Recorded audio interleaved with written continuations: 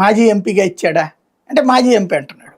మరి వైసీపీలో ఎందుకు చేరినట్టు ఆయన రాజీనామా చేశారా సార్? అదే కదా, ఎక్కడ చేసినట్టయితే ఏం లేదు. అదే ఆ మధ్యన స్టేట్మెంట్ ఏంటంటే ఇక రాజకీయాలు నేను దూరంగా దూరంగా ఉంటాను అన్నప్పుడు ఇది అనవసరం కదా నీకు, దూరంగా ఉంటాను అన్నప్పుడు ఇక నీకు అనవసరం కదా అది రాజకీయం ఎట్టపోతే నీకెందుకు.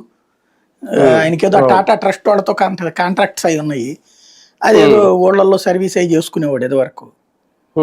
ఇప్పుడు అది కూడా కుదరదు, ఎందుకంటే చిన్ని ఎంపీ కాబట్టి ఇతను చేస్తానంటే చేయనీయడు అతను.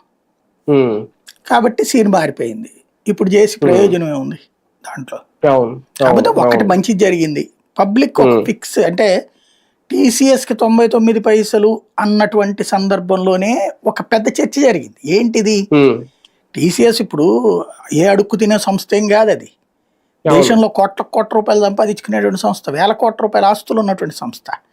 పోనీ అది అడిగితే ఇచ్చారంటే ఒక అర్థం ఉంది. అడిగితే ఏమయ్యా మాకు తక్కువ రేటుకి ఇవ్వండి అని అడిగితే అదైనా. ఇప్పుడు ఫర్ ఎగ్జాంపుల్ అమరావతిలో విట్టోళ్ళకి తర్వాత ఎస్ఆర్ఎం వాళ్ళకి 25 లక్షలకి 50 లక్షల రేంజ్లో ఇచ్చారు. అదే కేంద్ర విద్యా సంస్థలు 4 కోట్లు అడిగారు కేంద్ర సంస్థలకి. అప్పుడు అదే కదా గొడవ అయింది, కేంద్ర సంస్థలకి 4 కోట్లు అడిగారు, ఇది వచ్చేటప్పటికి 50 లక్షలకి 25 లక్షలకి ఇచ్చారు. ఆ రోజున విమర్శలకు అదే కారణమైంది. ఇప్పుడు అట్లాగే ఓ పక్కన